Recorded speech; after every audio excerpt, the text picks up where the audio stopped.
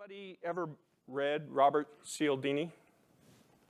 Preeminent scholar on influence, how to influence. He's out of Arizona State. His newest book talks about how you seed yourself and what you're looking to present and what you're looking to get. You start to seed it long before you ask the question. And that's what seminars really are. You're seeding. Right? You're in front of a lot of people and you're getting to seed your ideas so that people will be open to them. And this is what Cialdini calls precious moments. You've created the situation, you've seeded it, and you're going to have the opportunity to let people know what it is you do. You become what psychologists Thaler and Sunstein called the choice architect. I'm sure you're familiar with this. Choice architect is the individual who actually helps control the situation that people are going to make real decisions on. So Sunstein and Thaler, a Nobel laureate, said financial planners, financial advisors are choice architects. They're moving people along to make decisions, and the way they're doing that is they're nudging. They're making it possible for individuals to get on board with what they need to do to better themselves.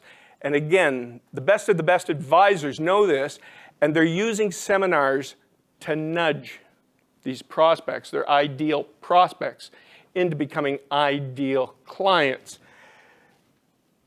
Not everyone knows the actual psychology of motivation, but the best of the best work it. They work it very well. Edwin Locke, who is the preeminent scholar on motivation, says very succinctly, everything, specifically goals, starts with needs. And he says, needs are inherent. We're born with them. And unlike Maslow's hierarchy, how many needs does Maslow say we need? 5, right? 5 needs. He says, now that's theoretical. There's no reality, whereas these 3 needs, there's empirical research to prove them. But if you look at these needs and you think of a seminar that you're going to present, does your seminar hit one of these needs? And are you focused on 1 or even 2 of those needs when you're using the seminar? Whether you're building it yourself or whether you're delivering it, is that need embedded?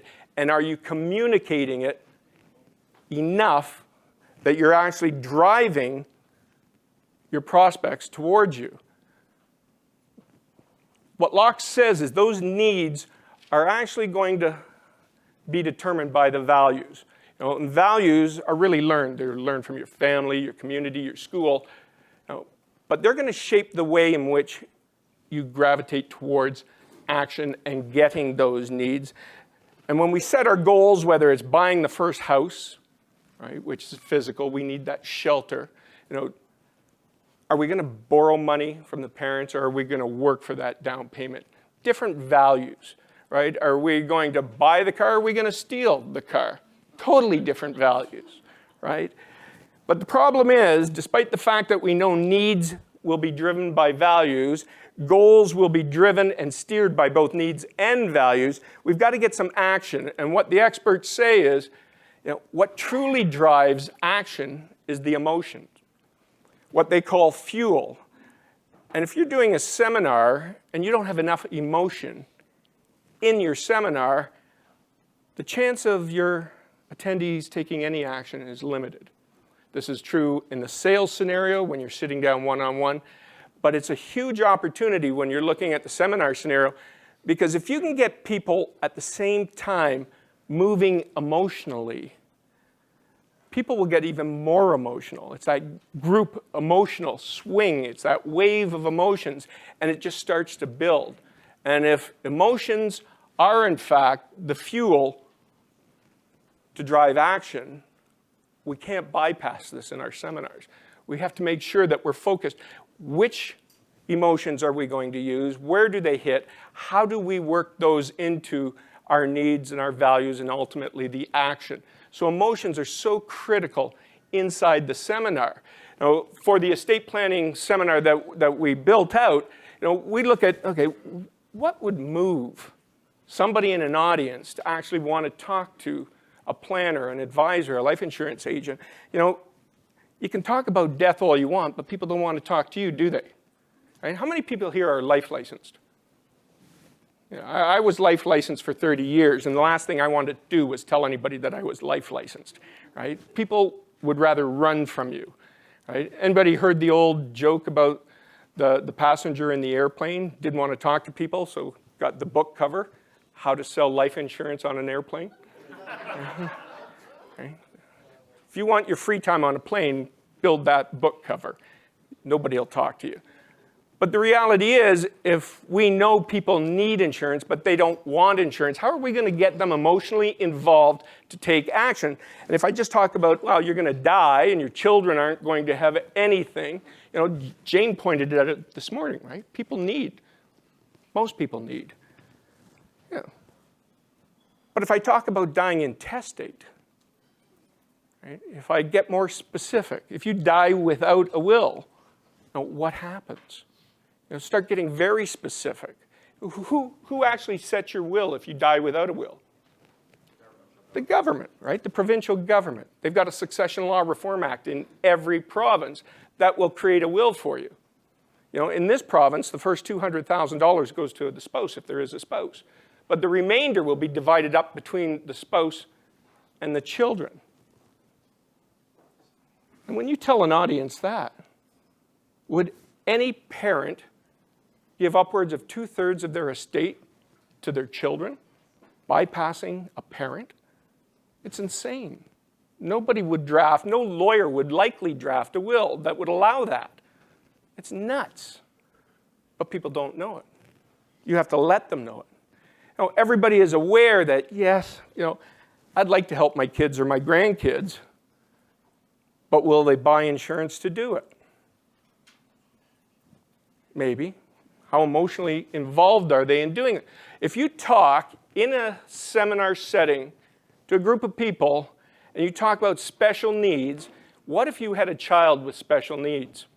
You know, when I was a kid, a number of decades ago, if there was a disabled child, a mentally or sometimes physically disabled child, the likelihood of them making it to adulthood or at least into their 40s, 50s, and 60s was limited.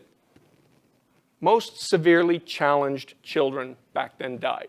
What happens now? They live. How long do they live? Long time.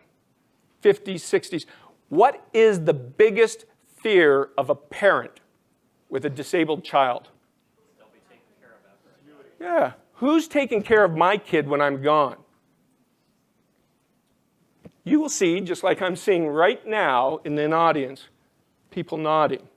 And the funny thing is, they'll see it too, and then they start nodding. You've got them emotionally hooked.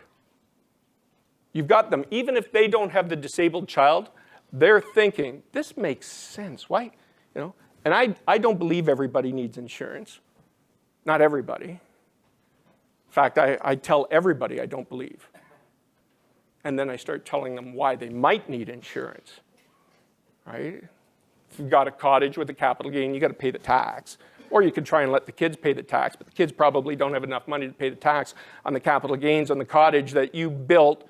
It's been in the family for 40, 50 years.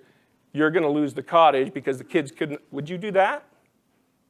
You've got a company you want to pass down to the kids, but there's a capital gains tax on that. What 30-year-old is going to be able to go to the bank and borrow $4 million to pay the capital gains tax when the business has been transferred over? What bank would lend them $4 million to turn around and hand it to CRA? No bank's doing that. And when you tell the audience that, they'll start to get emotional. Yeah, that's not right. First of all, what's with the tax? Right? Canadians know we pay a lot of tax. They don't know how much, do they?